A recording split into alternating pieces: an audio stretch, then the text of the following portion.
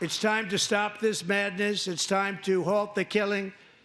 It's time to end this senseless war. If you want to end wars, you have to talk to both sides. President Donald Trump zeroing in on the war in Ukraine in last night's address to a joint session of Congress. This week, Trump suspended U.S. military aid to Ukraine following a heated Oval Office meeting with President Volodymyr Zelensky. Last night, Trump read from a letter he had received from Zelensky saying he'd be open to discussing a minerals deal again anytime it's, quote, convenient. Gabriel Gonzalez joins us in studio right now to break down the Democratic response to Trump's speech. And Gabe, a lot of that criticism was on the tariff plan here. Yeah, more on that in a second. Right now, the most memorable interruption came from Representative Al Green. He's from Texas. Now, he was escorted out of the chamber after interrupting Trump just 10 minutes into his speech. Here's what he had to say after.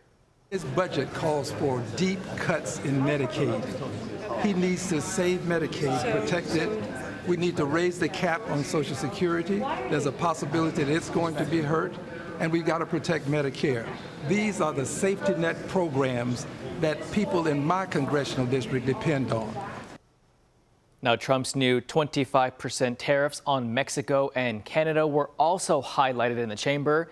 In his speech, the president said he's okay with the current disturbance, referencing concerns about price hikes. But plenty of Democrats do not agree. Representative Adam Schiff posted on X, tariffs equal a Trump tax.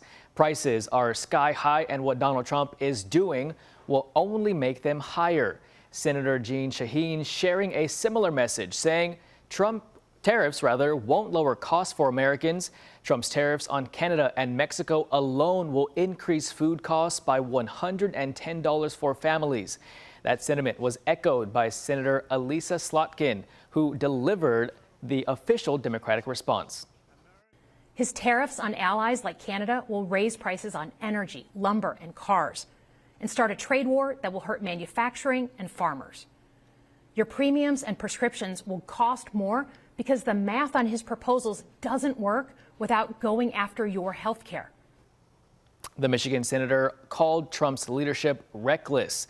She also criticized billionaire and Trump advisor Elon Musk's role as an unelected official and for calling Social Security a Ponzi scheme.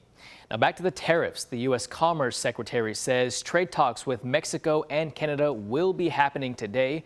Mexico's president has already said if they cannot reach an agreement, the country will impose tariffs on U.S. goods by Sunday.